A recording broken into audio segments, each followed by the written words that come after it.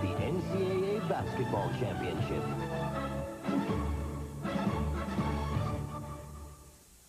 Hi, I'm Patrick Swayze. Now, they say that some teams don't have a ghost of a chance at winning the tournament. But I guess that's why they play the game. It's March Madness.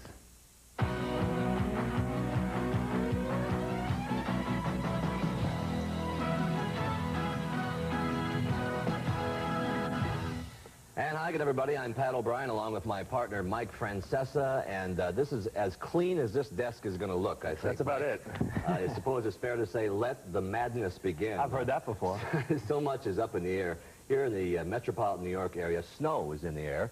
Tomorrow, believe it or not, spring will be in the air. A lot of office pools are up in the air, and soon there will be plenty of basketballs in the air. 64 teams are poised. And, Mike, what is your traffic report on the road to the Final Four? You know, Pat, I think about the enormity of the tournament. This is my 11th for CBS. When it started, it was really a tournament for the basketball diehard. Now it's a tournament for the country, from the office pool to the college campus. Enormous excitement everywhere. Everyone wants to know who's going to win the 8-9 game in the Southeast. I mean, that's what it's become. It's become a huge event, and we have the best seat in the house. We certainly have the best seat in the house, and that means you do, too. Yep. Let's set the day for you. We've got action happening across the country today. We begin in Cincinnati, where Miami of Ohio meets North Carolina in Southeast Region play. David Scott, who earned his reputation as a super sub, led Miami to the Mid-America Conference Tournament. He said they do plan to... Hubert Davis is their go-to guy. He paced Carolina with a 22-point per-game average.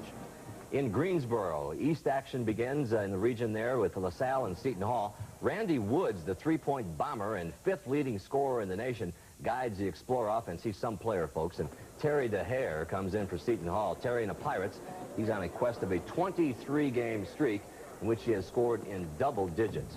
And then in Milwaukee, the Midwest will tip off with Murray State against Arkansas. And here's a look at this afternoon's doubleheader games, which begin at approximately 2:40 out west in Boise, where South Florida meets Georgetown. Some of you will see West Virginia and Missouri. That's Anthony Peeler. Stanford versus Alabama, or Pepperdine against Memphis State. In areas of regional interest, we'll have Montana and Florida State. That's a good team, and approximately 10 after 5. Tonight, Jim Nance and Billy Packer will anchor our primetime coverage doubleheader, which begins for most of the country at 8 Eastern time with Brigham Young and Louisiana State, or Houston and Georgia Tech. In areas of local interest, we'll start at 7:30 Eastern with Mississippi Valley State versus Ohio State, or Campbell and Duke. Then, at approximately 10 Eastern, we'll have our late doubleheader games. Eastern Illinois versus the Hoosiers of Indiana, UConn against Nebraska, Northeast Louisiana versus Southern Cal, and Iowa against the Texas Longhorns. And that is a lot of basketball. What are the keys in these opening rounds? You know, Pat, I don't care if you're a 1 seed and you're playing Campbell or Mississippi Valley State or whomever you may be playing. You have to get that first game under your belt. That is a key for any team in this tournament, Duke included. And for teams that have struggled into the tournament, like a UConn, or teams that haven't played well, you can gain momentum in the first round. If a shot drops, if a foul shot doesn't go in for the other side, you can gain momentum and get on a roll in the tournament. Doesn't matter how you've played. If you have talent and you can get on that roll, anything can happen, and you'll watch it happen throughout the first round. And how in awe are these smaller teams of the big teams? Like Miami of Ohio, they watch North Carolina on TV every day. I would be. Problem is that you hope they don't line up and ask for autographs. Well, like, you're honest about these things. We'll be back with a look at how March Madness is sweeping the nation as the road to the Final Four rolls on from New York.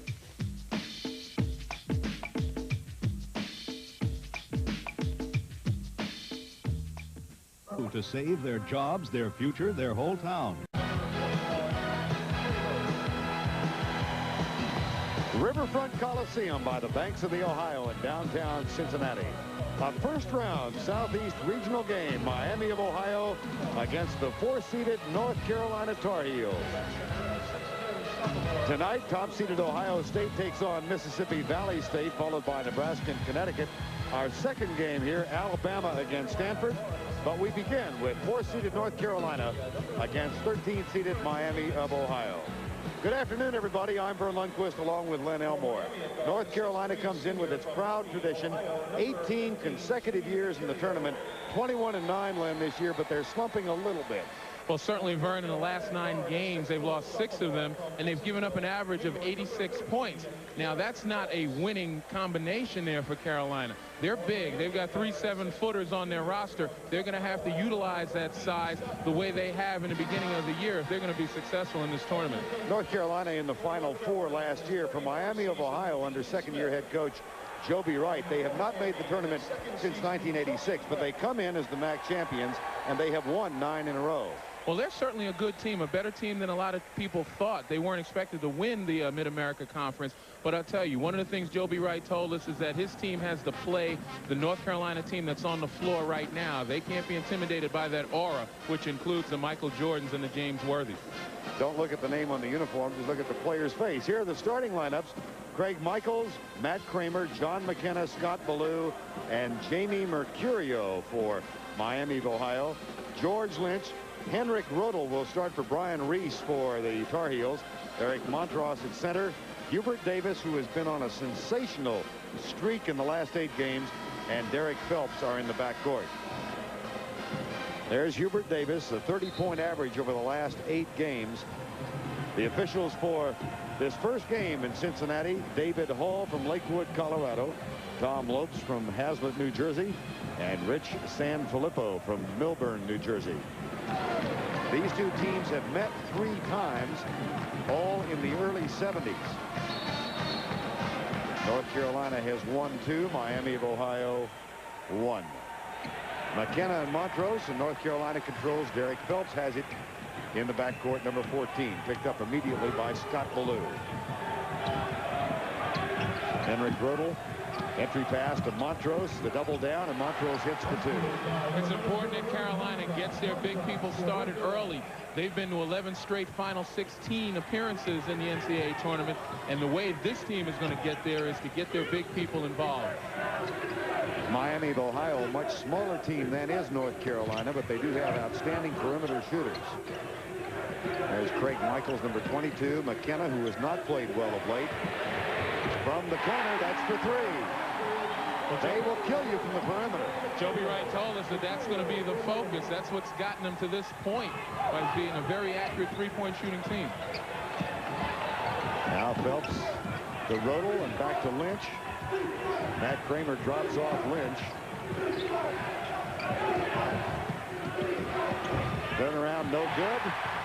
And Ballou with a rebound for Miami of Ohio. They lead it 3-2. 4 perimeter shooters on this Miami team. None of the starting 5 averages in double figures. Their top 2 scorers will come off the bench. That's for 3, no good. And Montross with the rebound. Well, Miami of Ohio is a good defensive team. They've only given up about 61 points per game, and a lot of it has to do with the way they control the tempo.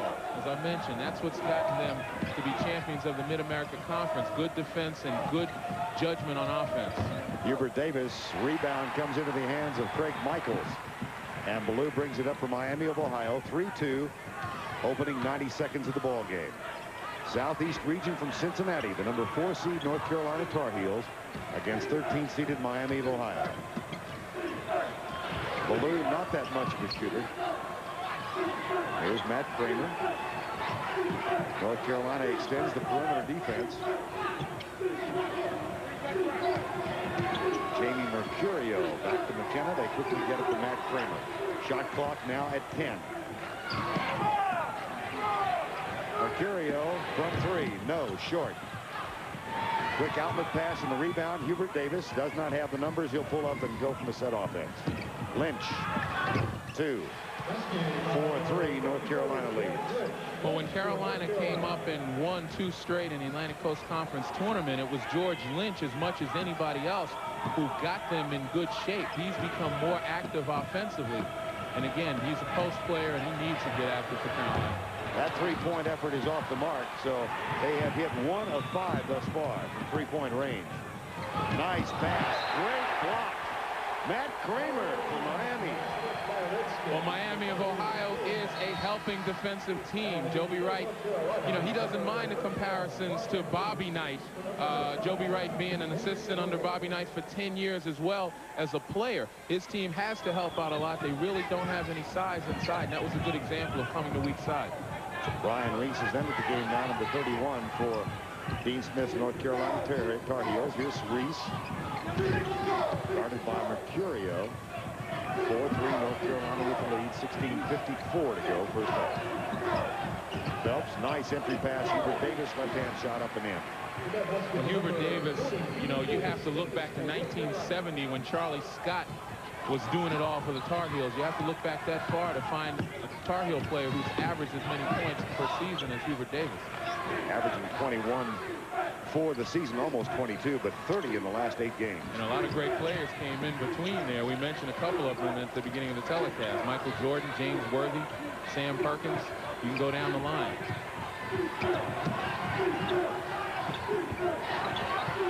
That's the 3. Nope. So the touch has not been there. They will keep putting it up, though, like that. And Miami continues to miss.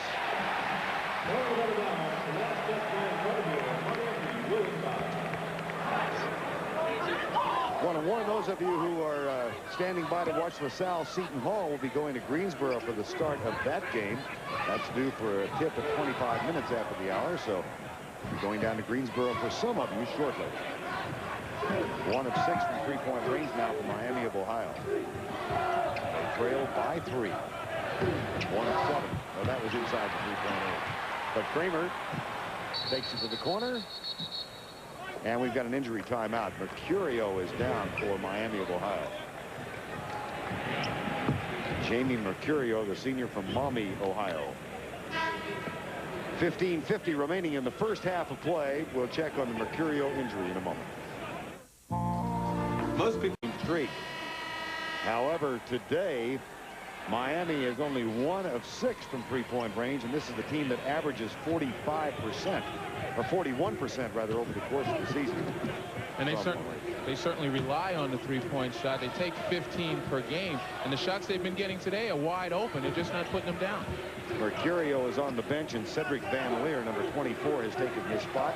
Here's Matt Kramer for 3. 1 of 7. It'll be North Carolina basketball. I think what Carolina's going to do with a team that relies so heavily on the three-point shot is to play the percentages. Now, you know, shooting 40% or 41%, that's equivalent to shooting 60% in two-point range. So Miami does a nice job with the three-pointers, provided they put them down at their average. Brian Reese, the double team. Montross turns over McKenna and hits it. They will try and exploit that advantage all afternoon. Well, you have to. Eric Montross is developing skills. He can be a dangerous player. He needs a bit of confidence, and so far he's off to a great start. 8-3, 5-point Carolina edge. Southeast region, Cincinnati. Second game here, Alabama and Stanford. And from the corner, 1 of 8 from three-point range. So the freezer continues for Miami of Ohio.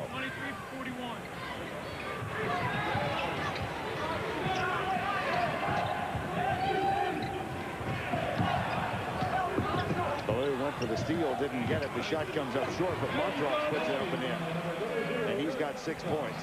We alluded to the comparisons to the Indiana University defense and the Miami of Ohio defense. As again, they're a helping defense. A lot of people get out of position. That makes them vulnerable to offensive rebounds. And when you have a big guy like Montross, look out. Craig Michaels, number 22. He's been a cold shooting Miami of Ohio team. They've hit only 1 basket, that from three-point range. And that one nearly thrown away, saved by Van Leer. No, he was on the line. That's the first turnover of the game, and now Dean Smith goes to his bench. Joby Wright looks on. Well, the last time Carolina came down court, again, the helping defense gets out of position, and Eric Montross works the board very well. As I mentioned before, he's got the size and the strength to really wreak havoc if Miami of Ohio doesn't pay attention to him, doesn't put a body on him and keep him away from the basket.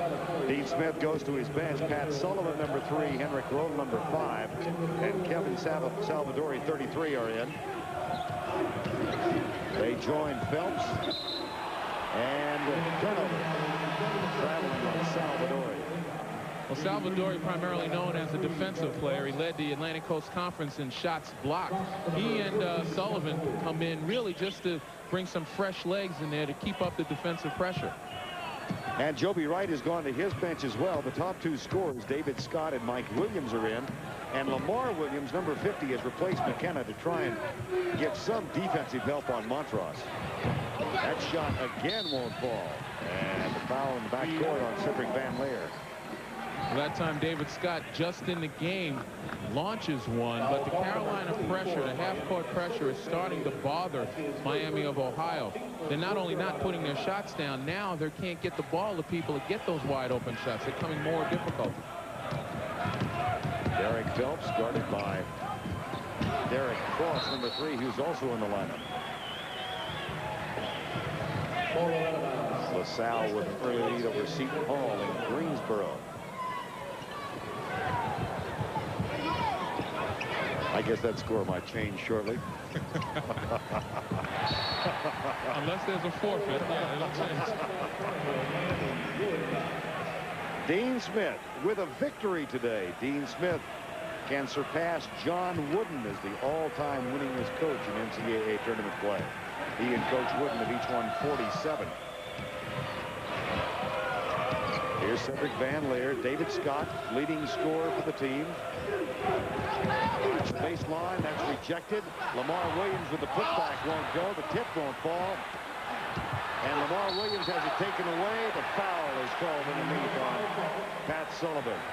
But the horrid shooting from Miami of Ohio continues. One basket in the first 7 minutes and 8 seconds. Well, the alternative to the bad shooting is to crash the boards once the ball goes up. And you take a look at Williams there, nice position. Salvador failed to block him out. And Miami of Ohio right now, without Montross in there, they have a little more strength that they can match up with and possibly get those offensive rebounds. David Scott, Joby Wright trying to find a solution for the shooting woes. Miami of Ohio is 1 of 12 and 1 of 2 from the free throw line. And they're only down 6 points. Can you imagine what the score would be and what this crowd would be like had Miami of Ohio put down a couple of those threes? Entry pass nicely down. And Mike Williams puts the shot up. It's a 10-6 North Carolina edge. Rodel looks underneath for Sullivan. They settle instead for the perimeter. Now Salvador kicks it back out. Phelps, the lefty. Davis from three-point range, no. And the rebound in the hands of Lamar Williams, number 50. Seldom used junior center, he's 6'11". Van Leer. And it's knocked away by Pat Sullivan. 10-6, 12 minutes to go first half. Sullivan, short. Fouled by Lamar Williams.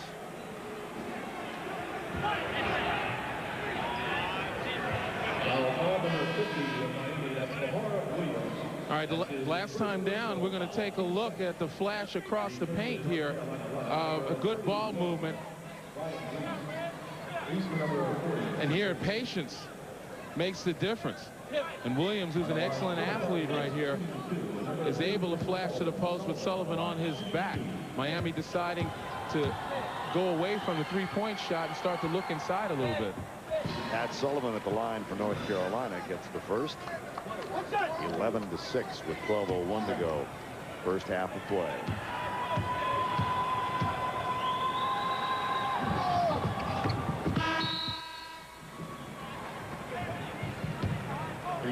George Lynch getting ready to come back in now for North Carolina. He replaces Pat Sullivan. Brian Reese also back on the floor for Dean Smith. We're at Riverfront Coliseum. First round game from the Southeast region, North Carolina and Miami. Winner of this one on Saturday afternoon takes on either Alabama or Stanford. They meet in game 2 here. Scott, right side to Lamar Williams. Not a scoring threat. Back to Scott, who has it fallen. Gets a nice soft touch. That is for 3. And I'll tell you, at a timeout, if Joby Wright can tell his guys, hey, look how poorly you're shooting, and look, you're not that far behind, you know, that's going to buoy their confidence even more. Started off 1 of 12, but they trail by only 3. There's Joby Wright, captain of Bobby Knight's first Indiana team in 1972. After a career in the NBA and the ABA, went back to his alma mater, got his degree in 1980, joined night staff, and stayed there for 10 years. And I tell you, I remember Joby Wright because we're contemporaries. We played in the same era, and he was a tough, nasty defensive player, totally out of the Bobby Knight mode. You couldn't tell it by speaking to him now because he's very soft-spoken, extremely intelligent. But I know one thing, he gets his point across to his players. He said yesterday, 10 years with Bobby Knight is like 20 years anywhere else. Rent from her. 5-5, excuse me, Len. Sorry, one of the concerns Joby Wright had was whether or not they could beat the pressure. Watch number 40, David Scott. He's the pressure release man. And when he turns and faces the basket, now he's got an advantage, but you have to attack. They weren't willing to take the shot there, but you have to be willing to take that short 10-foot jumper and attack that Carolina zone press. They try to flash in with Mike Williams. It's no good. Here comes North Carolina. They are up 14-9. And the foul is called on Miami of Ohio, Mike Williams.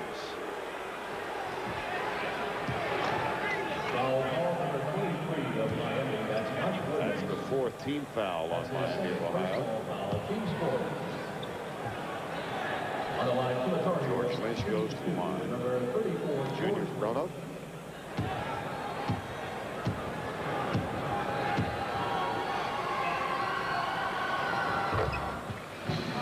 Lead is now 6. Here's the way they shape up in Cincinnati. Tonight, Ohio State, the top seed, takes on Mississippi Valley State, Nebraska, and Connecticut. Our second game here, Alabama against Stanford, in a battle of contrasting styles. And this time the foul is on the rebound on Montross. And taking a look at our brackets, we've got the best of both worlds. We've got good contrasting styles, Alabama and Stanford. And we also have two teams that are fairly similar that like the pressure and, you know, like to play a full court game in Connecticut and Nebraska. So we're looking forward to it. That'll be the final game here in Cincinnati tonight. This is the first of 4. NCAA tournament underway at 8 different locations. Nice pass. Nice basket. Mike Williams. And that's what we talk about when we say attack the pressure, to get the ball out and move it. You beat that first wave of pressure, you're home free if you can finish. Phelps, the dish. Scott takes it away. And Miami of Ohio can close within 3 or 2. They're down 4, 15-11. David Scott. He averages 15, and Mike Williams averages 11 coming off the bench. That shot too much. The putback is good. Mike Williams. As I mentioned before, during the timeout, Joby Wright had to have told his team, hey, you're not shooting well and you're in this basketball game. Let's get out there and push it up a notch. A chance to tie or lead. Derek Cross. Got it! We're tied at 15. Thrown away. Taken back. Nice defensive play by George Lynch. Davis. Short. Cedric Van Leer, number 24. And Vern, this is the worst time for Carolina to become a jump shooting basketball team. Montross is back in the game. They've got to go to him. Nice pass from Scott. Nice defensive play by Reese. Lynch. Davis. And a foul on Mike Williams. That is the 3rd foul on Mike Williams. Well, we talk about attacking the Carolina pressure on the double team. This time, Scott turns and goes to the basket. Williams willing to finish it. And another possession here, once again, attacking the Carolina defense, taking it as far as you can get. Miami of Ohio becoming more aggressive. They're not a jump shooting team right now. That's 3 on Mike Williams, 15 fouls, so Williams has to sit down, and Matt Kramer, number 41, takes his spot. Mike Williams, who ignited that lead. I don't think he wanted to come out. I don't either. I think he had the feeling.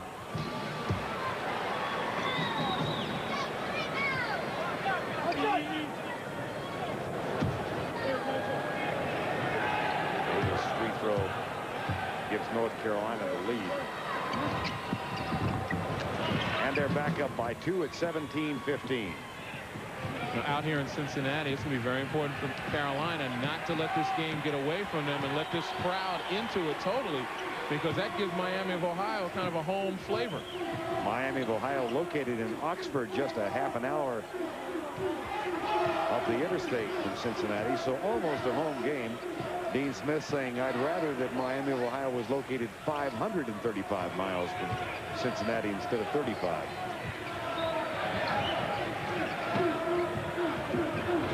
Nice shot, David Scott. Wow. Tied at 17. Davis at the other end. Montross off his hand. Miami of Ohio basketball.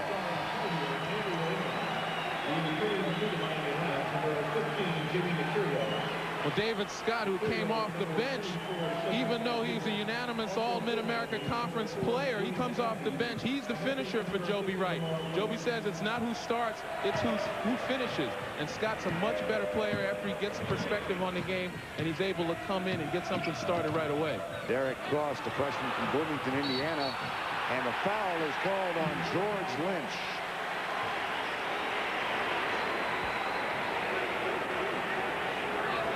Foul number 34, North Carolina. That's George. First foul on Lynch. That's his first Third team foul on North Carolina. So a non-shooting foul, and David Scott will inbound. 17 all, 8:42 to go, first half. Winner gets either Alabama or Stanford on Saturday.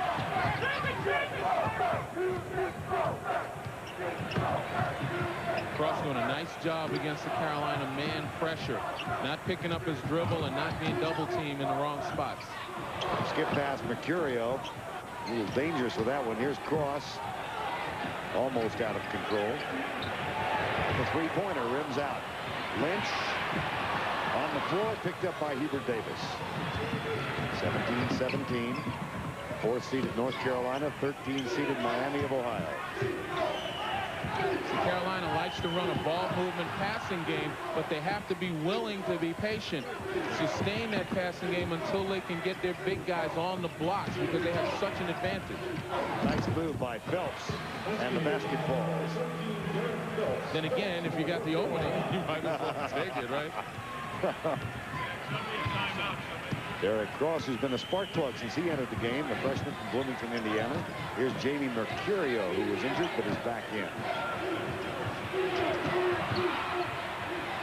Jamie Mahaffey, number 4, ball knocked away. Davis, Lynch, 2 more. Well, Carolina continues to pressure the ball and contest the passes. Guys like Mahaffey, they have to realize that this is not a game where you can come out half speed. You're going to have to be strong and aggressive to the ball. That's what NCAA tournament play is about, being strong and aggressive whenever you can. North Carolina lead back to 4, 7:05 to go first half. And the ball taken away by Derek Phelps, the sophomore from Pleasantville, New York. 5 turnovers for Miami of Ohio now. Rudel, Montross, double down. David Scott, and he gets the basket. That's 8 points. And that's what I mean by being patient. Carolina spread out, looked to Montross, who did a nice job on a turnaround jumper. Mahaffey just can't contest it. And North Carolina has plugged the momentum now of Miami of Ohio. They've scored the last 6 to break the tie. And again a turnover. That's 6.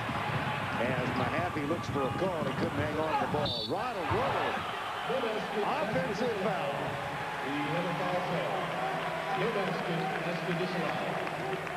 First foul on Rudel. It's a nice job by Matt Kramer, sticking his nose right into it. That is only the 4th team foul on North Carolina. Time has been called. The women's Final Four. On CBS. Pat O'Brien back in New York City, going to keep an eye on this game. North Carolina 23-17, 6:23 in the first half. We're going to show you what's going on around the country. A lot of basketball today. LaSalle and Seton Hall out in the east in Greensboro. Mike Francesa, Seton Hall only up by 1. Seton Hall has taken the lead, though, Pat, 16-15. Now LaSalle looking to move back in front as they do there. Seton Hall got out to a terrible start. Turned the ball over. Randy Woods, 9 quick points for LaSalle. They led 13-4 early, and then P.J. Carlissimo moved the defense out. to take care of those perimeter shooters, and then Seton Hall started to get into its game, hit a couple of three-pointers, and that's gotten them back in. Randy Woods is a bomber. Going to send you out to the Midwest in Milwaukee. Murray State and Arkansas, 18-14 now. Arkansas up by 4. What you see here, Pat, is look at that score. High-scoring game early, and that's the key. This game will not be decided with the big men inside, Popeye Jones and Oliver Miller. This game will be decided by the pace of the game. If Murray State chooses to run with Arkansas, they can't do it for 40 minutes. Watch out for Mayday. Todd Day had his best year this year at Arkansas. And the game you're watching, North Carolina and Miami of Ohio, it looks like Miami of Ohio is not intimidated so far by the Tar Heels. The Tar Heels took a little run from Miami of Ohio. Then they moved back out in front. If they're patient offensively down to Carolina in this game, Pat, get the ball to Montrose inside, they can do good damage against Miami. Miami cannot handle the big man inside. Well, I hope our two big men out there got a lot of sleep last night. Vern Lundquist and Len Elmore. You're doing 4 games tonight, fellas. Back to you. Patrick, it's just like being in France at the Olympics. You work 16 hours, then you work 16 hours. 26-23 is back-to-back three-pointers by Miami of Ohio have now put them within 3 points. Here's Hubert Davis. No. And the rebound in the hands of Scott Ballou, number 14. Donald Williams had a three-pointer for North Carolina while we were taking a peek around the country. But then Mercurio with the three-pointer ended a 9-point North Carolina run. And it's 26-23 right now. Dean Smith's team. And Vern, earlier, Carolina withstood a strong Miami rush to get back in the game with a lot of patience, with penetration, and with strong post play. But they seem to have gone away from that. Miami, despite horrendous outside shooting, they're staying close by aggressively attacking the Carolina pressure. George Lynch, Derek Phelps back in the lineup now. Let's check those who are on the court. Here's Mercurio with another three-pointer. And it's tied at 26. And let me tell you what, if Miami catches up with their outside shooting and makes it a normal 41-42% from the 3 area, plus the attack, they're going to give Carolina some nightmares. Deciding advantage for Carolina in the post, but the perimeter advantage goes to Miami of Ohio. And how about the effort of Lamar Williams, who's trying to give Joby Wright some beef down low.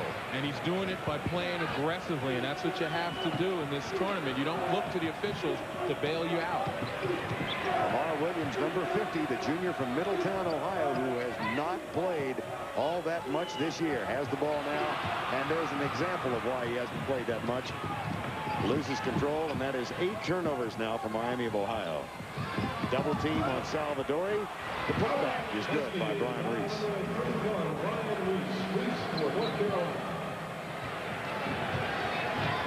For Miami of Ohio, it's Ballou, number 14, with the ball. Michaels, Kramer, Mercurio, and Lamar Williams. That shot too strong. And Reese controls for North Carolina. Reese is joined by Derek Phelps, Kevin Salvadori, Henrik Rodel, and George Lynch. 28-26. That three-pointer, no. Lynch chases it down in the corner. And tries to, oh, what a pass. I'm not so sure about that. And Lamar Williams knocked it away. Time has been called. Miami of Ohio has used suddenly explosive perimeter shooting to pull back within 2 with 3:21 remaining in the first half of play. They have hit 3 of their last 4 from three-point range. Jamie Mercurio leading the way. Montross has 8 points and 2 rebounds for North Carolina, and Mercurio with 4 3-pointers in the game. Well, I tell you, one of the things that helped the 3-points percentage come up was the fact that Miami became more aggressive, taking it to the basket. They made a couple of layups. It gives you more confidence when you shoot the outside shots. Derek Phelps will inbound for North Carolina, finds Montross. Phelps, Lynch, Montross, Brian Reese, and Hubert Davis. Carolina likes to liberally substitute, and Kevin Salvadori, the 7-footer who was out there before, was out there for a very short time. I think Coach Smith recognizes he's got to get Montross out there, who's been effective. Phelps hits 2, and it's a 4-point edge at 30-26, under 3 minutes to go. The end of the first half of play. Winner here gets either Alabama or Stanford on Saturday. You see the other scores from the NCAA tournament, which is now fully underway. Matt Kramer Double team with Davis. And it's back to Ballou. David Scott, no. Montross with the rebound. 2.5 remaining first half. Davis goes by Michaels. David Scott into Montross in the stuff. We talked about being strong and aggressive. You grab the rebound, you've got to make sure no one can slap it out of your hands. Miami of Ohio just not experienced at this type of tournament play. David Scott traveled. And that is the 9th turnover in the first half of play. Well, it has been a game of runs for both teams. A 3-2 Miami of Ohio edge early on. And then North Carolina went out 10-3. It was tied at 17 at one point, 9 in a row for North Carolina. But then Miami of Ohio scored 9 in a row, and now North Carolina has scored the last 6 points. Well, this is a critical time for Miami of Ohio. They've got to hold Carolina down in this last minute and 45 seconds. Make sure they don't go on a run that puts them out of reach at halftime. Bad pass defeat of Montross, and the turnover is 5th for North Carolina. Michaels. Miami of Ohio out of the Mid-American Conference, and it's thrown away by Matt Kramer. I was about to say this is a great opportunity, great decision to back it out, run some time off the clock and looking for a good shot, but you can't give away those opportunities. Derek Cross comes in, replacing Ballou at point guard now. Had a fine 5 minutes earlier in the first half. Cross picks up Derek Phelps near the midcourt line. 32-26, 1:20 to go first half. And again, they go to Montross. He kicks it back out to Reese for 3. Air ball.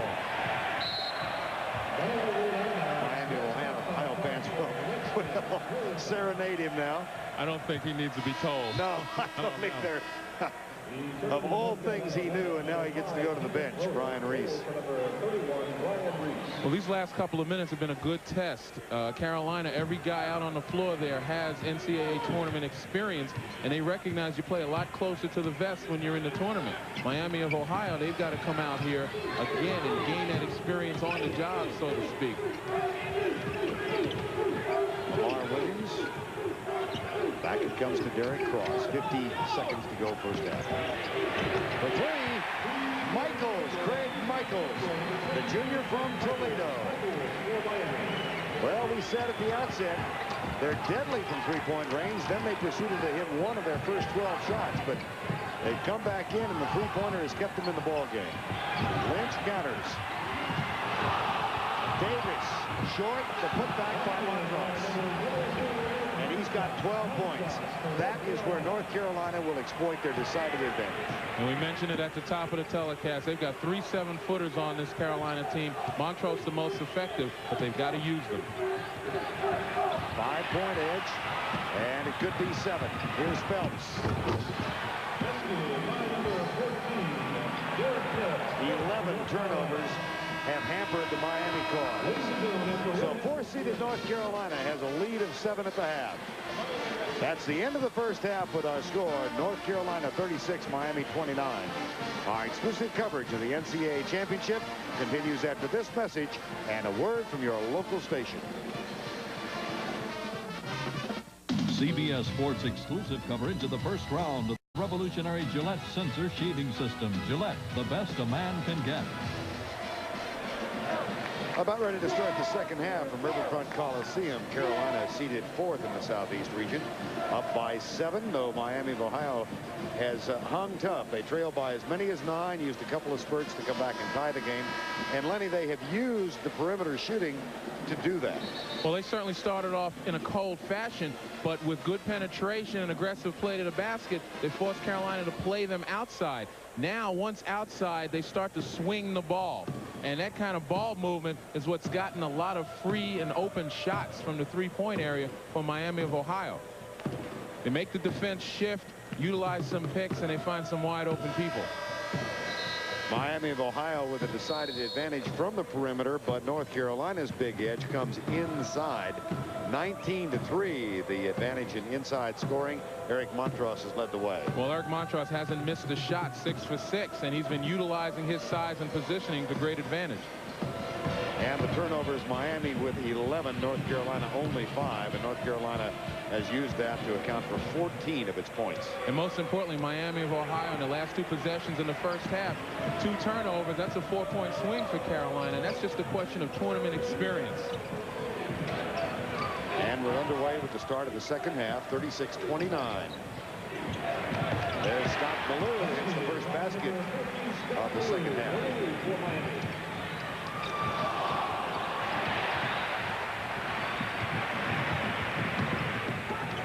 Welcome those of you who've been watching other NCAA tournament action here at Cincinnati. It's 36-31, North Carolina with a 5-point edge early in the second half. From the corner, Mercurio. That is the 7th three-pointer for Miami of Ohio. And this has been a game where North Carolina has been able to utilize their inside advantage, getting Eric Montross the ball when he needs it. But Miami of Ohio refuses to quit. They get outside shots, and they've been putting them down after a cold first half. Miami of Ohio has had only one lead. That was at 3-2 in the opening minute of play. But they have been tied twice. They trail now by 2. Underneath, Derek Phelps. Montross, strong rebound. Davis doesn't fall. Lamar Williams, who's been a force for Miami of Ohio, gets the rebounds. Number 50, Lamar Williams, who prior to today had played in only 14 ball games. But Joby Wright went to him early when McKenna couldn't handle Montross. And Lamar Williams has done it on both ends of the board, particularly offensive rebounding. 36-34, Miami of Ohio from Oxford, just 35 miles away from Cincinnati. Here's Mercurio, penetrates, dishes back. Offensive foul, Mercurio.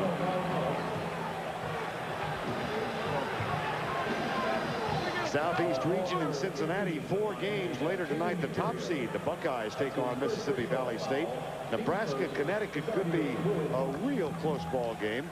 Alabama, Stanford, our next game here, a contrast of styles. And in the first of 4 games, North Carolina, the 4th seed, 11 consecutive times in the Sweet 16. They were in the Final Four a year ago. Miami of Ohio has not won an NCAA basketball game since 1978. There's the double down on Montross, leaving Phelps open, and the shot won't fall. Well, Miami's going to play the percentages themselves. They're going to play Eric Montross very tight and allow the outside shot by Carolina. Mercurio. Miami leads by 1. Carolina ball. Well, we've had a chance to see Mercurio hit that 3-pointer, and that's played North Carolina in the latter part of the season. They have not been able to guard 3-point shooters. They've had difficulty rushing out, closing out on the shooters, and the shooters have had wide open shots.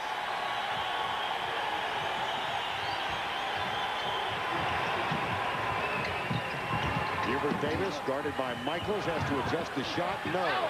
And Williams can't hang on to the rebound.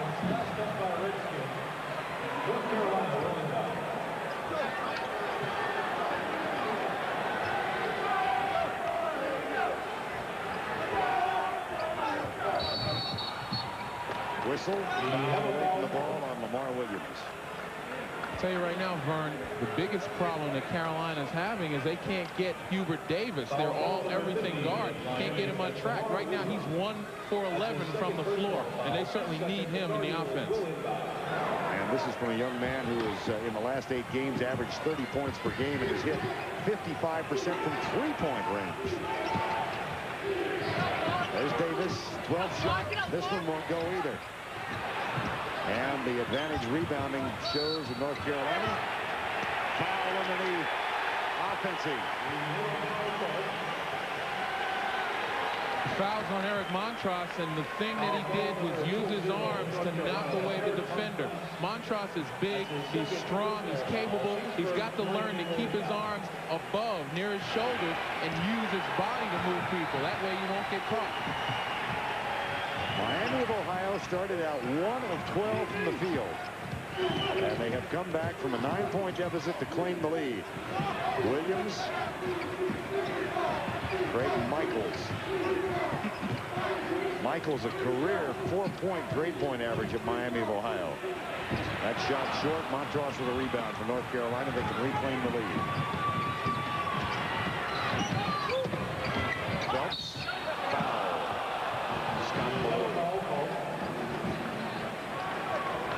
Defensively, Miami of Ohio likes to put pressure on the guard position, but Derek Phelps is a great penetrator. There aren't many people who can contain him and keep him from making the penetration. Look for him to start doing more of that to force that Miami of Ohio defense to close up. Derek Phelps will shoot 2. That's the first team foul. First foul on Ballou and the third team foul in the second half.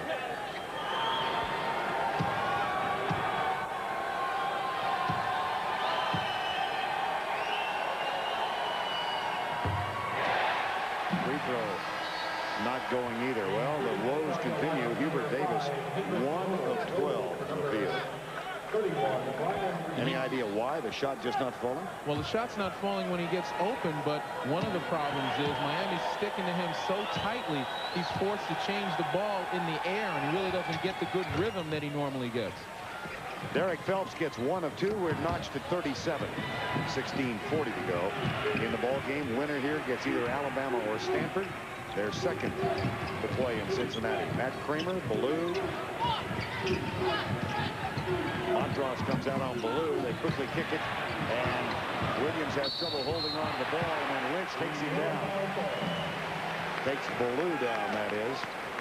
Well, I got to believe that at halftime, Joby Wright talked about expectations to his team. A lot of people didn't expect them to win the Mid-America regular season. They didn't expect them to win the tournament, and certainly they didn't expect Miami of Ohio to stay with Carolina. I'm sure he told guys, recognize what your jobs are, get your jobs done. And Lamar Williams is a great example on that play. Instead of taking it to the basket, he's not an offensive player. He found an open man who can do better with the ball. Scott Ballou shoots 2. At the conclusion of every NCAA tournament game, we'll select the Chevrolet players of the game. In conjunction with that award, Chevy donates $1,000 to the General Scholarship Fund of both schools. 2 free throws for Scott Ballou, the junior from Trotwood, Ohio, 39-37. Largest lead of the game for Miami of Ohio. They had previously led twice by 1. Lynch and Phelps, they look underneath for Montross. Ballou doubles down. They kick it back to Phelps. Nice rotation defensively, and the shot comes up short. Outlet pass, transition, Ballou. Got it.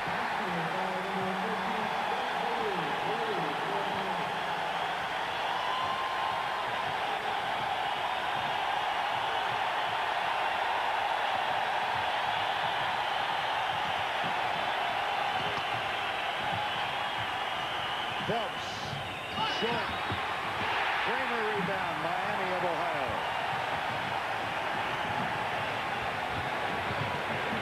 Mercurio.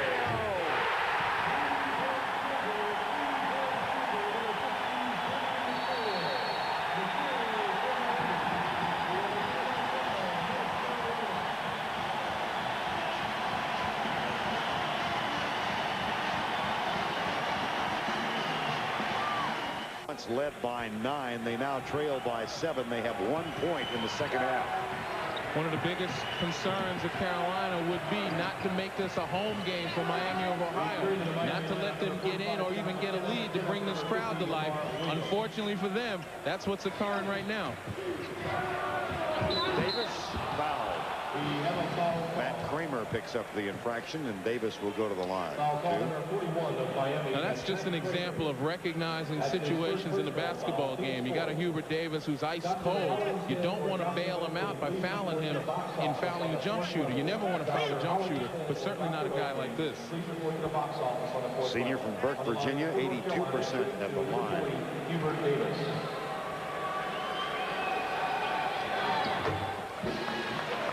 And he gets a small degree of satisfaction from that free throw. Davis with 5 points in the ballgame. Well, in recent years, Eastern Michigan and Ball State from the Mid-American Conference have made huge noises in the early rounds of the NCAA. Can Miami of Ohio do that today? They lead by 5 with 15 minutes to go. Well, one of the things they have going for them is that's a very competitive conference. They have down-to-the-wire games pretty regularly, and they know how to play under pressure. And this is a different kind of pressure for them, the NCAA tournament. They started out the season 1-2 with huge losses to Ohio State and Cincinnati. They've gone from a offensive-oriented team, believe it or not, to a defense-oriented team in 1991 and 2. Welcome those of you who've been watching other NCAA tournament action.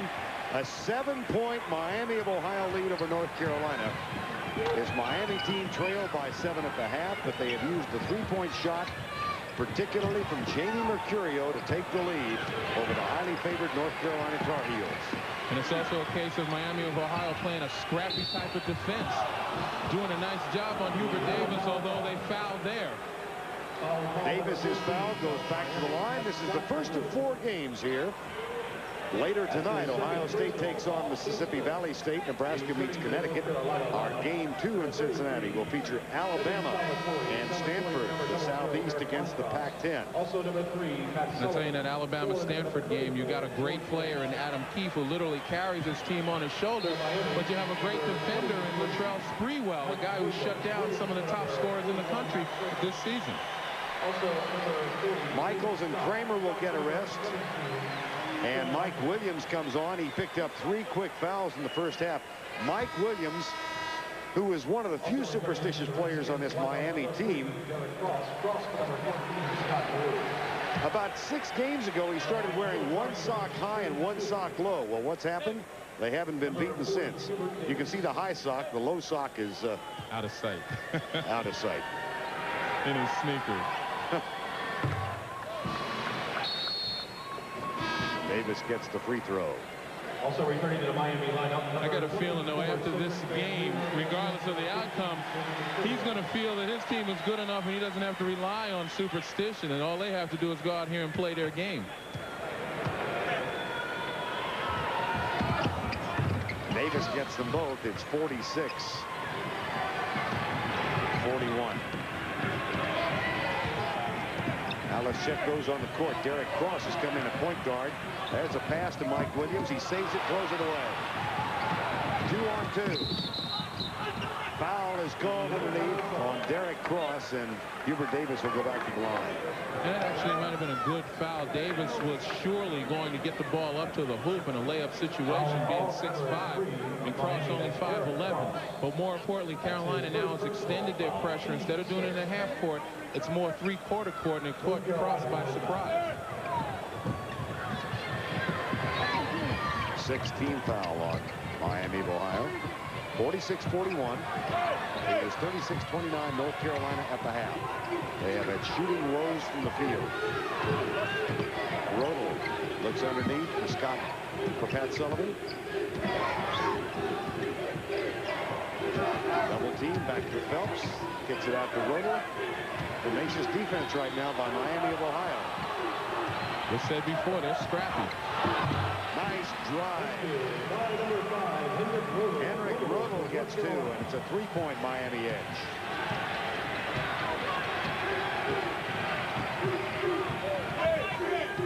.13-10 to go in the ball game. Carolina extending their man-to-man, playing people out around the 3-point line. They've been very susceptible for the latter part of the year to the 3-point shot. They've got to place more pressure on the shooter. Foul on Salvadori. Well, both teams have gone to the bench right now, Lenny. For Joby Wright's team, he's given Mercurio a rest, and Michaels. He's got Mike Williams on the floor, David Scott. They are the 2 leading scorers, despite the fact they don't start. Mercurio has been the offensive story of this ball game for Joby Wright's team, and Mike Williams goes to the line. Well, he's had the luxury because Miami of Ohio had gone out to a 6-7-point lead, and that was a good opportunity to rest his guys and rely on the defense. Coming up next for you around the country, South Florida takes on Georgetown. West Virginia against Missouri. Stanford, Alabama here. And Pepperdine. Some people feel Pepperdine might be a sleeper, might sneak through. Well, they've got a great player in Doug Christie who does an awful lot at his size, 6'6", 6'7", plays all over the court. Mike Williams way up in the air for the rebound. Miami of Ohio continues to lead by 4. Derek Cross. John McKenna's back in the lineup. Here's Scott. No. Davis with a rebound for the Tar Heels. 12:25 remaining in the ball game. Rodel and Sullivan, along with Salvador underneath. Finally, it falls for Davis. And that's just great recognition by a Carolina team and good movement without the ball by Hubert Davis. He's got a 5'11" guy on him. He's 6'5". Instead of shooting jump shots, he's starting to run the baseline and make sure that he maintains that advantage on the 5'11" player. Well, that time he had Cedric Van Leer, who's 6'2", but even then, that's a 3-inch height advantage. And Davis gets only his second field goal of the ball game. He will go to the line and try and make it a 3-point play. Now substitutions as Joby Wright goes back to his bench, gets Mercurio, Lamar Williams back in the lineup, along with Scott Ballou. There's Mercurio, 7 of 11 from 3-point range today. Davis completes the 3-point, and it's a 1-point edge now, 47-46. Southeast Region first-round game, Miami of Ohio, from Oxford, just a half an hour up the highway. North Carolina, with their proud tradition, 18th straight NCAA tournament appearance. They are seeded 4th, Miami seeded 13th. Turnover. And right now, Carolina's utilizing their tournament toughness. 11 straight final 16 appearances. They've been down by 7 points, and they've battled back by getting the ball to their big people, Hubert Davis, and playing tough defense. Henrik Rodel from Heusenstamm, Germany. Knocks it away. You've been in Europe for a long time, haven't you? That's right. It's second nature to me now. Lynch with a rebound for the Tar Heels. They can get the lead back. Here's Phelps. Well, they were outscored 15-1 in the first 5 minutes. And here's Rodel's strong drive. And no basket, offensive foul. That's the second offensive foul on Rodel today. We talked about scrappy defense. They allowed the penetration, but stepped up. Second personal foul. We have a timeout call. Did you know the years on Bob Knight's staff at Indiana earlier this week, he called back to Indiana and asked his SID Brian Teeter to get some box scores of Hoosier basketball games. He wanted 3 in particular. 1984, Indiana over North Carolina, when Dan Dockage held Michael Jordan to 12. And earlier NCAA tournament box scores. Indiana losing to Richmond and Indiana losing to Cleveland State. He wanted to show his kids it could be done. And they lead right now over North Carolina, 47-46. Well, what he tried to do was pierce that aura, you know, around those great traditions, as you mentioned, to show that teams like that can be beaten by teams like Miami of Ohio. Once again, it's a question of expectation. He expects more of his guys than maybe the general public does. Jamie Mercurio brings it up off his knee. It's the 14th turnover for Miami of Ohio. Well, Hubert Davis is contributing on the defensive end, if not on the offensive end. And once again, Carolina steps up that pressure. This is where Miami has to be mentally tough. 47-46, Miami leads. Phelps, Davis. Nope. Rodel fouled by Williams. That's the 3rd foul on Lamar Williams, and it is the 8th team foul. Foul number 50 of Miami, that's Lamar Williams. That's his 3rd personal foul. Team's 8th. On the line for North Carolina. Back in Cincinnati, Riverfront Coliseum, North Carolina trails by 1, but they have a chance to take the lead now. Henrik Rodel at the line. Nope. Mike Williams grabs the rebound. So the opportunities to regain supremacy have been there for the Tar Heels of North Carolina. Outscored 15-1 at the start of this half. They blew a 7-point lead and trailed by as many as 7. David Scott, Ballou. Got it. That's the 2. I talked about Miami of Ohio having to be mentally tough. That's what you have to be when you're trying to execute in face of the pressure that North Carolina is applying. Montross back in the lineup now for Carolina. Calls for the ball. They start to triple team him. Ball rotated left side. The baseline jumper, no good. Montross with the putback. He's been quiet, but nevertheless, he's there. He's got to make a little room for himself. Get some more putbacks like that. Close one here, close one down in Greensboro where LaSalle leads, and Arkansas with a small margin of leadership over Murray State. Mike Williams. Nice play, can't get the bounce, and it's tipped out and controlled by Scott Ballou. It's Ballou and Mercurio. Here's David Scott driving over Montross for two. 51-48 halfway through the second half.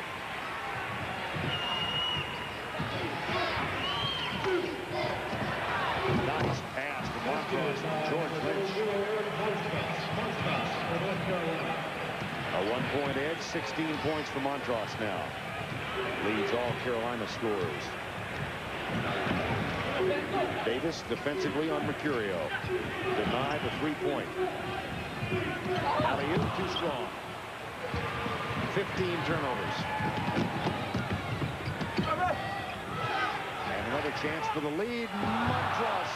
Carolina back on top.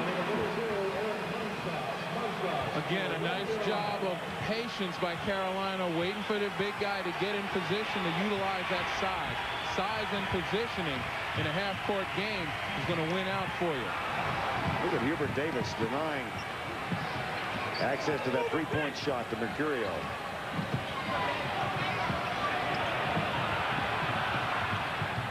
Little disheveled now, Miami of Ohio, as this aggressive North Carolina defense comes out.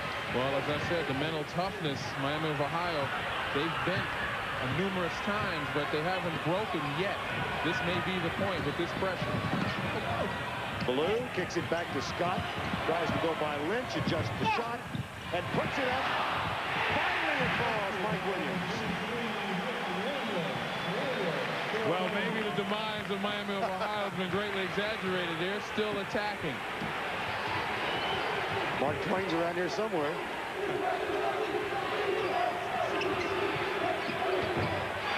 Three-pointer. Joby Wright's going to go back to his bench. Michaels and Kramer getting ready to come in. Man, if you're a coach, this is nerve-wracking.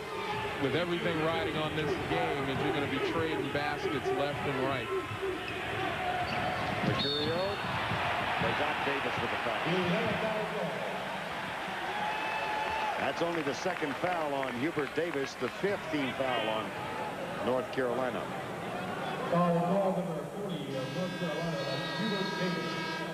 Watch the left side of your screen. On the offensive rebound, getting good position. Michael Williams right there on the left. Time has been called. Carolina leads by 2.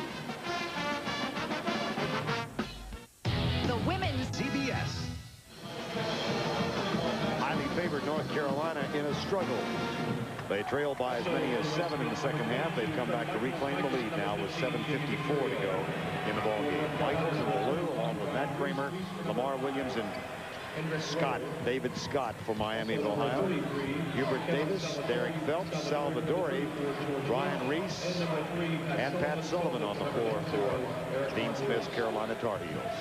The way Carolina's applying pressure, it's going to be important for Miami to keep the ball out of the corners and keep it off the sidelines unless they're going to shoot it, because that's where the traps come. Scott, short. Good position by Hubert Davis for the rebound. And North Carolina can extend the lead. They led by as many as 9 in the first half, 7 at halftime. Fell behind to a 15-1 run by Miami of Ohio to open the second half, but now have regained the lead. It's the 4th seed against the 13th seed. North Carolina losers of 6 of their last 9, but in the Final Four a year ago. Here's Davis. No, the shot is just not there.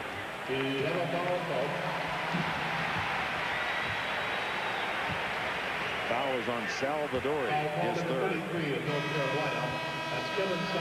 And Montross comes back in. What's happened thus far? 3-point field goals. Len, we talked about Miami's propensity for the 3-point shot at the outset. And they certainly had to hit them. We also talked about the size of Carolina. Eric Montross getting his way inside. But I'll tell you, you look at the Murray State-Arkansas score, you look at our game, and really lower seeds can really be successful versus the higher seeds. particularly when the higher seed is up-tempo, because what happens is those up-tempo teams become a bit impatient when the game is close initially. They have a reluctance to sustain the defense. Then the slower pace keeps the game close, and it builds the anxiety as the game goes on in those higher seeds because they're expected to win. And that's the mental aspect of this NCAA tournament. And we'll see how North Carolina handles that mental aspect in the final 6.5. They are experienced, of course. Blue, guarded by Phelps. Kramer. Mercurio is getting a rest now. He has 7 3-pointers in the ball game. That shot short and rejected by Rodel and Montross. 6:05 to go in the ball game. Phelps. And the rebound, Scott Ballou. And that was a pretty quick shot by Derek Phelps, considering it's a 2-point basketball game. And that's what I mean by getting impatient. There's Craig Michaels. Miami of Ohio 23-7. The signal point of their season came on February 12th, a 1-point loss to Ball State. They rebounded and have won 9 in a row, but they throw that one away in that 16. Well, that impatience cuts both ways. Joby Wright giving his team some moral support. Miami of Ohio has been very good when they wanted to be a deliberate basketball team. And they've got to realize that they've got to meet the passes. They've got to make sure passes in a half-court set.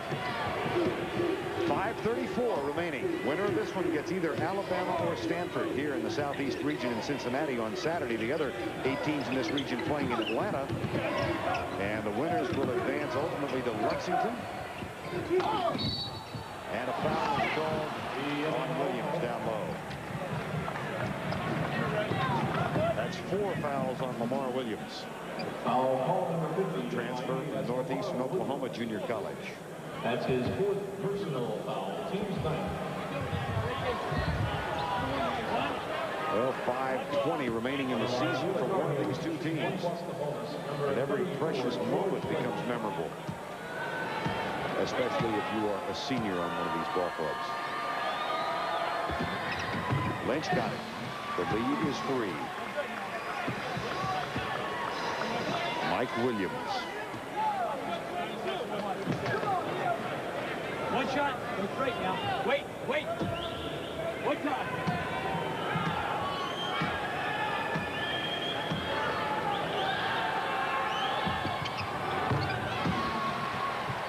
(57-53), 5:18 to go in the ball game. We had a chance to take a look at this arena, and there's very few empty seats. Once again, Miami of Ohio trying to make it a home game, get this crowd involved. Carolina's done a nice job defensively to keep them out this half. Kramer got in trouble and traveled, and turnovers are hampering Joby Wright's squad. That's 17 in the game. Well, I said Carolina's done a nice job to keep Miami of Ohio fans from jumping on their feet, but Miami of Ohio with the turnovers has done just as good a job. To give you a contrast, North Carolina has turned it over only 8 times in the ballgame. Here's Hubert Davis. He's had a woeful shooting time, and that's off the fingertips of Eric Montross. Now Mike Williams is going to come back into the lineup for Miami of Ohio, and Matt Kramer will get a rest.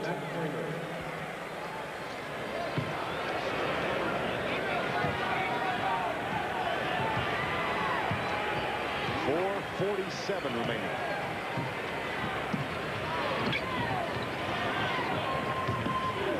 Michaels.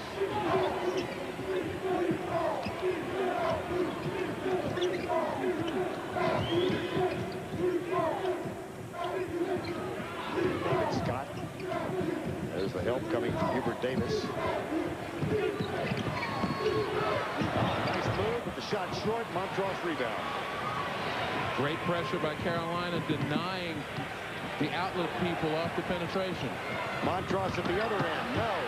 Ballou comes down with it. Well, Miami will not yield. Scott.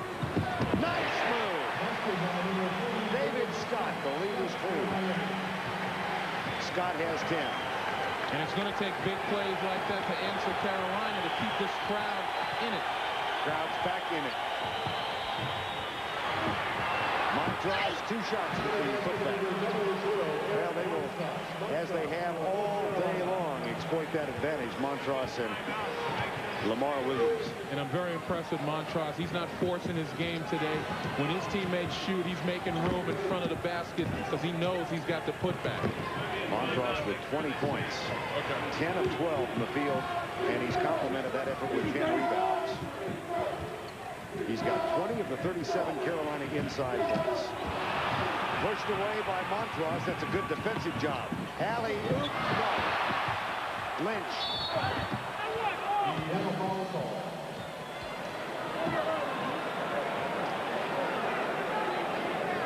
Foul call number 14 of Miami. That's Scott Blue. That's his third personal foul. Dean Smith is going to go back to his bench in a moment. In the meantime, Joby Wright has sent Mercurio back into the lineup, hoping to ignite a spark that seems absent in the last 3 or 4 minutes for Miami of Ohio. Well, Miami of Ohio has done a nice job of getting back pretty much all day, getting back in transition on defense.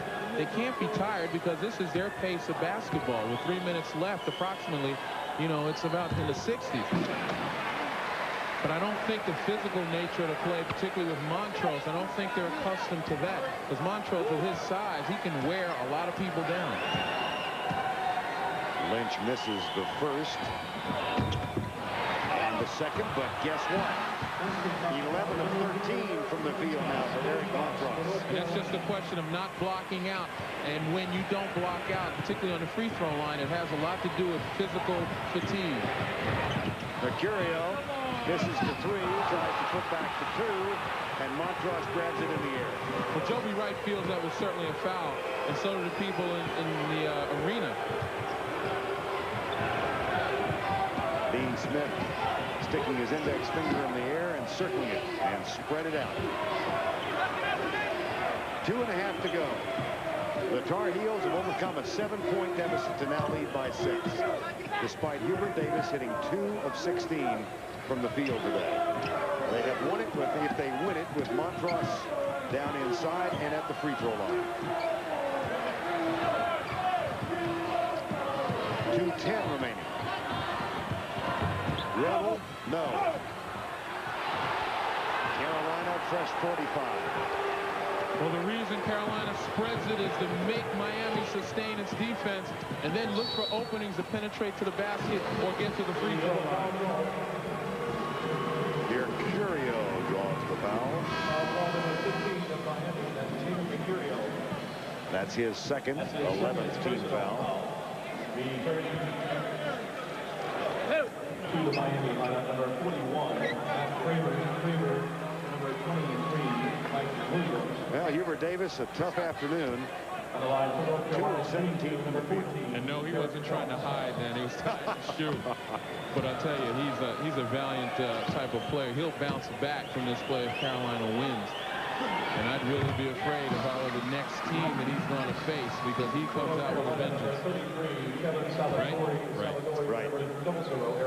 As Dean Smith said of Hubert Davis yesterday, he's family. He has been family since he was 5 years old. Rode back in the car with some Carolina Olympians from the Montreal Olympic Games in 1976. Dean Smith told Hubert Davis's dad when he was 10, "I don't think he can play at this level." Guess what? That's a 3-pointer. David Scott has 13 points. 1:43 remaining. The lead for Carolina is 4. Wouldn't it be great if you're... 1:43 remaining, and hope remains for Miami of Ohio.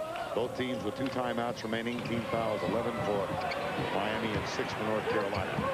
Here's Lynch. Full court pressure applied by Miami. Davis brings it across.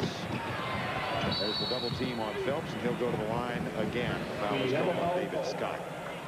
Well, Miami's going to look to try to trade 2 in order to get the opportunity for 3. And by fouling Carolina quickly after giving themselves a chance for the steal, they'll have more opportunities as time runs down.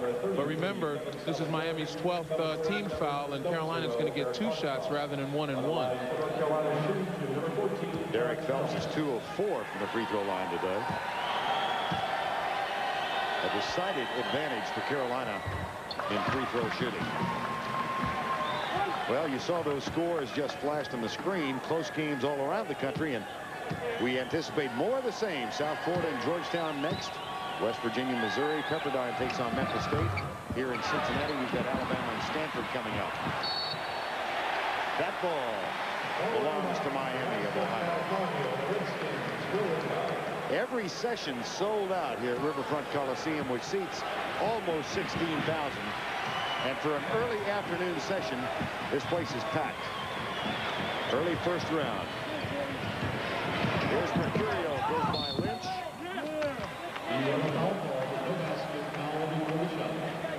Foul before the shot.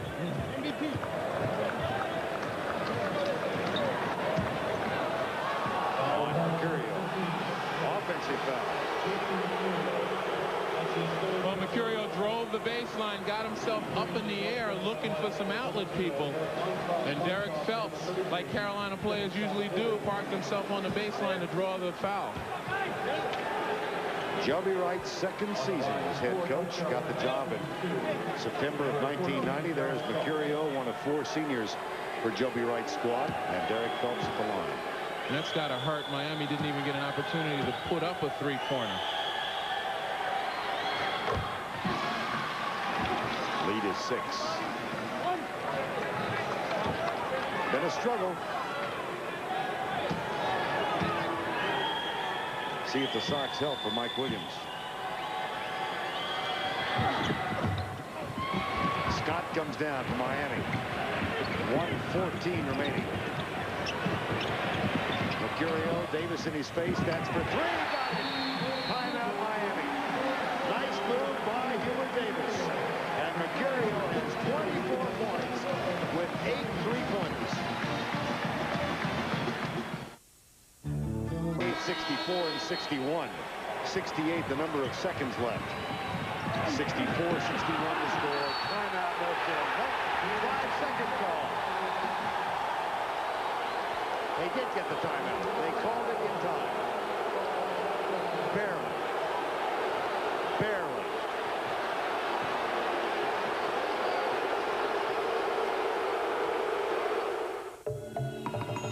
You're about to... 1:08 remaining in the ball game. Carolina trying to inbound. This time there's a 5-second call. The call made by Rich Sanfilippo. Turnover. North Carolina. Miami of Ohio gets it back with a chance to tie. Well, the last possession, Carolina called a timeout. It was virtually the same hand signal that had Miami of Ohio up in arms. But this time they applied the same kind of pressure, and it forced the same kind of confusion on Carolina's part. Same signal, different result. Miami of Ohio, which has exploited its 3-point advantage to stay in the ball game. Must hit a 3-pointer to tie it. 67 seconds remaining. So that's key. George Lynch, who was substituted for prior to the last possession. Now, if the clock did not start, Ryan, they should put 1 second back on the clock because it shows 1:07. That was 1:08. And they just did. There we go. And George Lynch can't get back into the basketball game. He's got to sit out a start of the clock. The next dead ball he's got to wait for.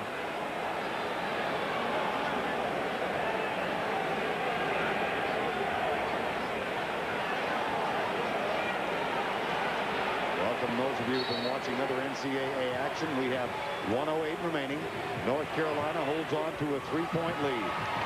David Scott. Pump fake, kicks it back to Scott Ballou. Mercurio, number 15, has hit 8 3-pointers in the ball game.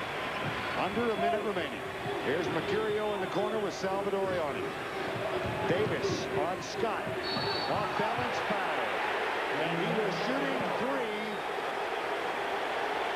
3. He will get to shoot 3.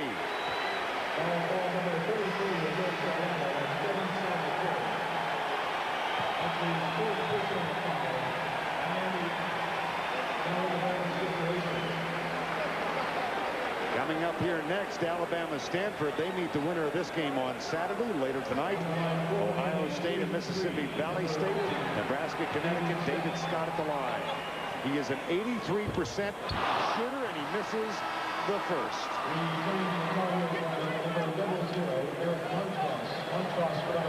We talked about mental toughness. We talked about being able to do the things fundamentally, and this is one thing that David Scott would love to do. Well, the best he can do now is get his team within one. They will get another possession. The clock shows 51 seconds.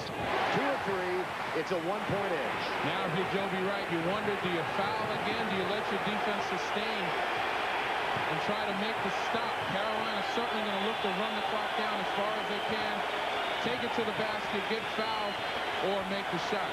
Hubert Davis only 2 of 17 from the field away. He's guarded by Jamie Mercurio. 5-second goal. Wow.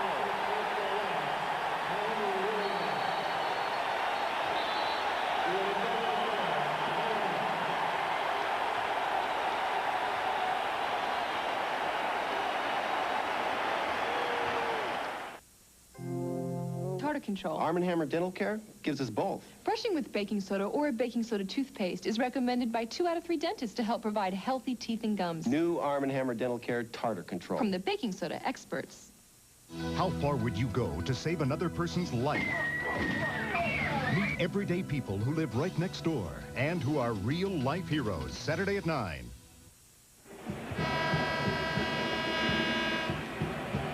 Welcome those of you who've been watching other NCAA games. 32.4 seconds remaining. Miami of Ohio down by 1. Here's John McKenna. Stolen away. McKenna, the sophomore, tries to find David Scott. Now, Miami of Ohio's got the foul. And they are out of timeouts. Back to Davis. Foul by Ballou.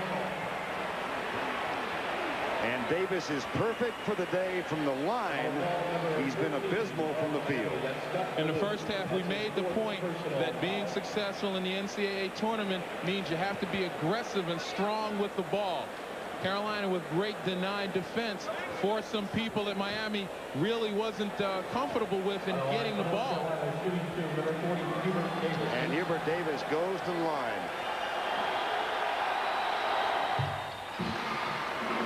You know, a guy like McKenna is not accustomed to having the ball in a tight game situation. Didn't hold the ball strongly, didn't wait until someone was clearly open. McKenna, who had been benched for much of the game in favor of Lamar Williams, and that may have cost Miami of Ohio the season. They trail by 3. Mercurio has hit 8 today. They're out of timeouts, trying to free up the 3-point shot. Oh, wow!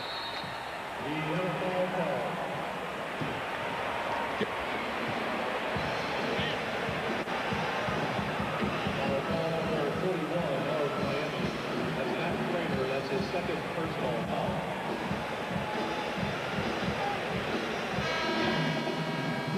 The North Carolina, number 3. Well, you take a look here, a little bit further out than Mercurio would like to have been on that shot. Good defense by Carolina, but oh so close. And back at the line, the senior. Here's the reaction on the bench. Michaels thought it was in, and Williams agonized when it didn't go there.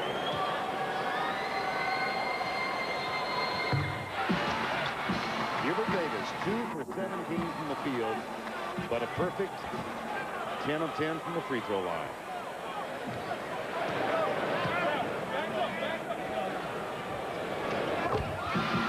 A 5-point edge, and Carolina's going to dodge it. David Scott for 3. No. A valiant effort for Joby Wright's squad. Dean Smith's North Carolina Tar Heels advance to the second round against either Alabama or Stanford. They led by 7 at the half, trailed by 7 in this half. And a costly mistake by sophomore center John McKenna. The 20th turnover of the game was the dagger that struck Miami of Ohio. Well, we mentioned before, Miami of Ohio, one of those lower seed teams that if they come in, play deliberate and keep the thing honest down the stretch, they're going to have a chance to win the basketball game. Alabama Stanford next. Jamie Mercurio just missed on that 30-foot three-point shot that would have tied the game. He hit 8 of them, though, and he is our most valuable player from Miami of Ohio. The senior goes out with a career-high 24 points. And Eric Montross of North Carolina was 11 of 13 from the field and grabbed 13 rebounds. He is our MVP for North Carolina. In their honor, a $1,000 scholarship goes to 1.8 seconds left in the game. Terry DeHare's basket has given Seton Hall a 2-point lead, 78-76. I'm Mel Proctor along with Dan Bonner as we bring you first-round action in the East region. Seton Hall elects not to call the timeout, but runs the clock down. There's Terry DeHare in the corner, goes off a great screen by Winchester and just buries it. Paul Burke, number 23, gets caught on the Winchester screen. Wooten cannot switch out quickly enough.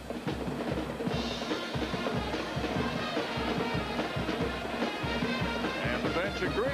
Terry DeHare, who's had a 16-point second half, has given Seton Hall the lead, and now with just 1.8 seconds left, Speedy Morris is out of timeouts.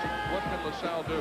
Well, one of the things that LaSalle can do, we saw in last year's NCAA tournament first round, Princeton and Villanova in a situation very much like this. And what Princeton did was try to hold the ball out so that the Villanova guy would touch it and get a technical foul. So if you're Seton Hall and LaSalle's taking it out of bounds underneath the basket and the guy holds the ball out to you, you've got to leave that alone. You don't want to slap at it. A technical foul, of course, would give LaSalle a chance to tie. What you want to do is make sure that if somebody catches the basketball, they catch it in front of you for Speedy Morris. Get it across half court with the pass if you can and hope that they can get the shot up. And the winner of this game will meet the winner of the Missouri-West Virginia game coming up. Later tonight will be Texas against Iowa. That promises to be a good one. And the top seed Duke will beat Campbell. All from Greensboro. This has been a tremendous basketball game, one in which Seton Hall has trailed throughout. Seton Hall will call a timeout. LaSalle, led by the outside shooting of Randy Woods, has led for most of the game, but Terry DeHare has given Seton Hall a 2-point lead with 1.8 seconds left.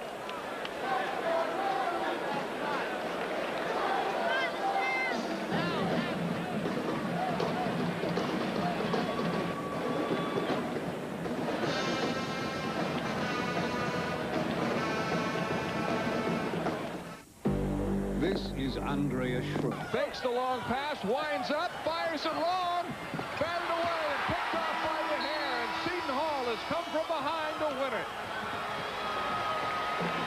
A heartbreaker for LaSalle. The Explorers led for most of the game, but Seton Hall outscored the Explorers 16-6 over the last 4 minutes to win it. Seton Hall, Mel, only turned the ball over 2 times in its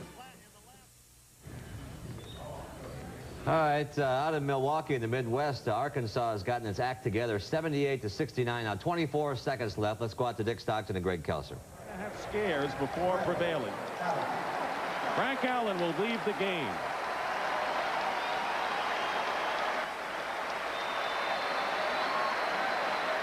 Frank Allen lit it up for Murray State today with 25 points, 18 of them in the second half, but in a losing cause. As he gets a hand from the crowd here at the Bradley Center. Dick Stockton and Greg Kelser in the final seconds of the first-round matchup as Arkansas will advance against Murray State. And Murray State played a terrific game and, in a sense, could have won this game. No question about it. The score, not at all indicative of the type of game this was. Murray State put a scare into Arkansas. We're right there. And I think when the game is over, they'll look back at the missed layups, the missed free throws, and say, wow, and think what could have been. Popeye Jones did not disappoint a soul today. Jones with 17 points and 15 rebounds. A great job. So with Arkansas advancing in less than a half a minute, they'll play the winner of Memphis State and Pepperdine coming up next. And of course tonight, Georgia Tech against Houston and Southern Cal, the number 2 seed, against North.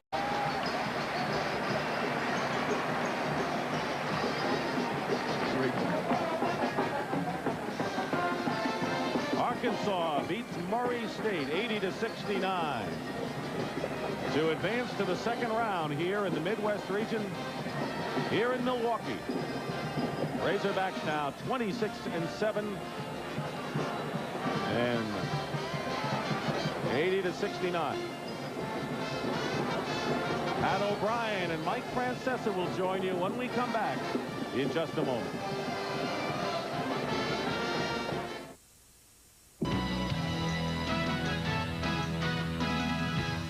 Pat O'Brien along with Mike Francesa back in New York. We're having a great time watching these games. The big picture. Yeah. I think what you see here, Pat, with the big teams getting in the flow of the tournament. Also, in this one-and-done format, the idea, even for the big teams, survive and advance. And that's what Seton Hall and Arkansas and Carolina did today. They survived and they get to advance. It took Arkansas until about the last 2 minutes of that game to get its head and its bodies back into the game. And they win despite the fact that Day has a terrible game. 9 points, in foul trouble, didn't get it done today. But again, you get to play again. That's the idea. All right, let's go out to Greg Kelser, who's standing by in Milwaukee. Greg?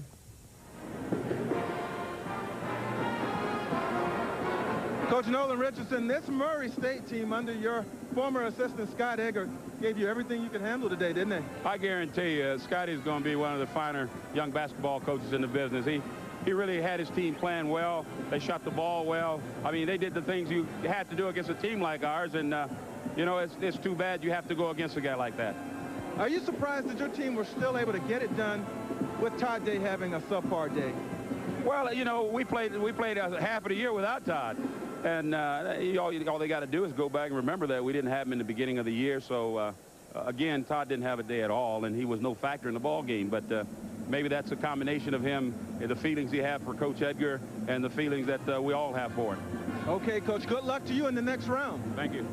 Oliver, now I know you played against some big guys before. You played twice against Shaquille O'Neal this season. But Popeye, he presents different problems. Tell us what it was like battling him. Well, it's kind of tough to defend Popeye's shot. And whenever you go up to defend his shot, it's like he'll switch it over to one hand, and it's tough to defend. I had a hard time trying to defend it. I couldn't block his shot tonight. But I put pressure on, put my hand in his face, and it just made it tougher for his shot.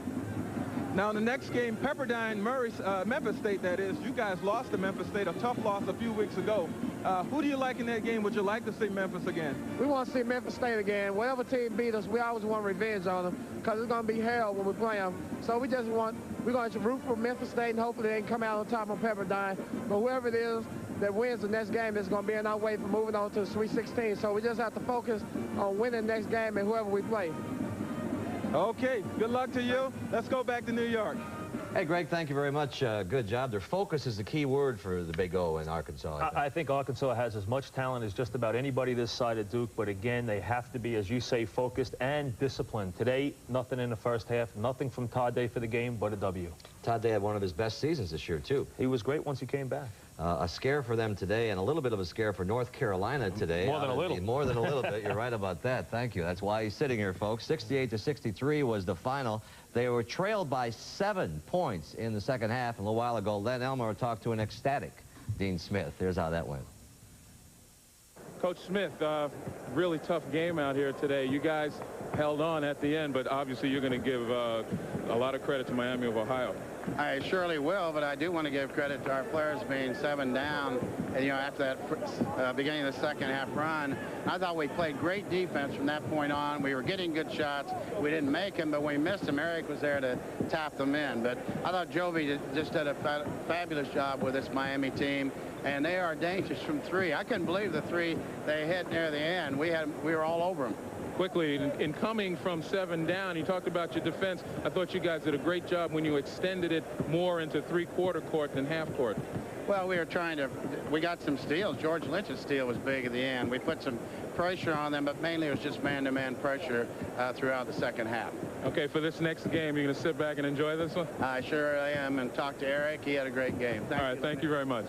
Eric Montross, I think that with your size and your positioning inside, I think you took great advantage of those, as well as played a mentally tough game down the stretch. Well, coming into the game, we knew we were going to have a size advantage, and we knew that we could take advantage of that if we had a chance. I think that you know, mentally you had to be very prepared. You knew that Miami was an excellent team. They're in the field of 64, and we had to play one of our best games, and we didn't, but we squeaked out on top. Well, you played pretty much without Hubert Davis being involved in the offense, and I think you stepped up. Primarily, you looked to get offensive rebounds when you knew your guys were shooting by getting position inside and clearing out. well, obviously Huber didn't have one of his best of his games, but I think that that's a quality of our team that we can take up the slack for him if we get a chance to. And I think that, you know, we did have to get inside position today on our guys' shots, and luckily the ball bounced the right ways. Okay, thank you very much, Eric.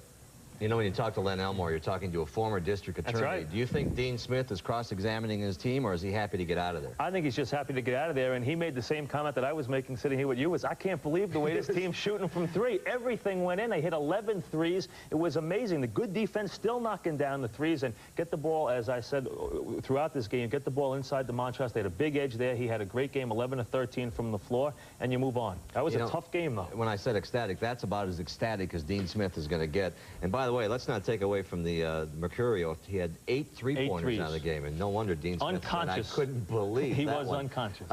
Great games today, folks. So far out in the East region, Seton Hall had a scare from LaSalle. The Explorers scored 76 points against the Hall. 78-76 was the final after the game. Leslie Visser, our reporter out in that venue, chatted with P.J. Carlissimo, and let's see how that went as we go there now.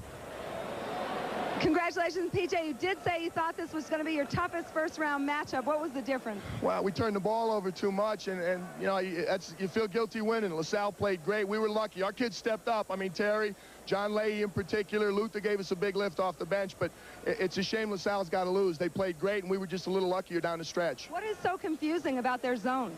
Well, we didn't attack it very well, but again, they played well. They matched up. Whether we were in a man offense or a zone offense, they frustrated us, and we just didn't give ourselves a chance with all the turnovers. Fortunately, some kids played well down the stretch. Well, here's a guy who played well with 1 second left. Terry, congratulations to you. What happened on the last play? Thank you. Well, you know, we ran that play to play before, and, you know, we wasn't as fortunate, and I knew running the play again, maybe we could get the same shot, and it didn't happen. We were successful. Why were they so tough to play that matchup zone? Definitely, the matchup zone took us out of our fast break, you know, the type of things we want to do early. And, you know, it really frustrates early, as Coach said. It took us, you know, we didn't shoot the ball fairly well early, and, you know, they shot the ball extremely well. You have to give them a great deal of credit with Randy Woods. Congratulations to you. You're going to stick around and watch Missouri and West Virginia? Thanks, Terry. Back to you. I'd stick around and watch them all, wouldn't you? Let's bring everybody up to date. We have our tip times now for our second round of games here this afternoon on CBS. These are all Eastern time. Stanford and Alabama will tip at 2:43. South Florida and Georgetown at 2:45. Then at 2:50, West Virginia and Missouri. And at 2:51, Pepperdine and Memphis State. That is our lineup for this afternoon. As you know, we're going to be here all day and all night. A lot of hoops first-round action. Let's just hope the games are as good as they have been so far. And we'll come back and look at Shaq O'Neal in a minute. Stay with us.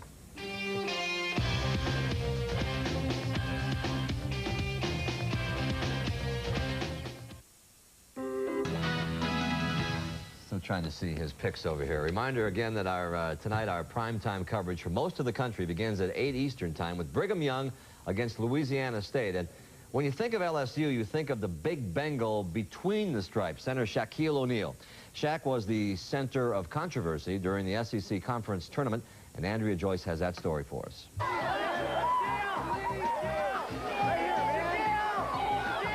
He's probably one of the all-time great players to ever play college basketball, and from what I can see, he's probably going to be one of the all-time great players to ever play in the NBA. The volumes of praise for Shaquille O'Neal are matched only by the number of questions regarding his future. Will Shaq be back, or will he be packed and gone to the NBA next year? As the speculation mounts, once again, O'Neal is living out his own private version of March Madness. I'm probably asked the question 100 times a day, and I just tell everybody the same thing. Right now, I don't know. Decision 92 intensified last week after a foul on O'Neal sparked a bench-clearing brawl in an SEC tournament game. The scales may be tipping in favor of the NBA. There's a feeling if he's going to get pounded, he might as well get paid. I will not stand by idly and see him beaten to death. I don't care if he is 300 pounds. He's a human being. And I thought he would, but grossly mishandled the fact that Shaquille O'Neal, who's been unbelievable, turned down $30 million to come back. It broke my heart to watch him leave that court for protection with 3 policemen in Birmingham, Alabama. An injustice was done. One thing is certain, the O'Neal appeal is not going away. Thousands showed up just to watch a tournament practice yesterday. Sooner or later, in the NBA, millions will come. Dollars, that is. I'm just going to stick to that saying. You can't miss nothing that you never had. And at the end of the season, I'm going to do what's best for me. So when do you suspect that you'll make your decision once the... I don't know. One day.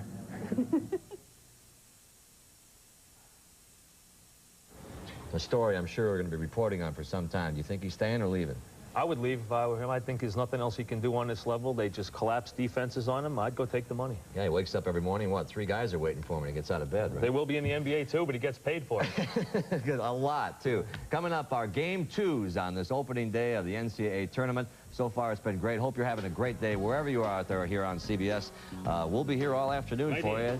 Our Game 2s after a station break. Stay with us, okay?